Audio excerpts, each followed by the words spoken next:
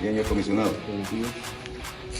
Le informo que para la operación formamos de la forma siguiente: 43 rurales, 24 SPO, 8 UTEC, 33 de Seguridad Pública, 30 de la Fuerza Armada, 3 de Inspecciones, 101 investigador, 5 señores fiscales, incluye la señora jefa regional y jefa fiscal, para un total de 247 talentos humanos para la operación Roca. Ahí está bien. Posición de descanso a discreción.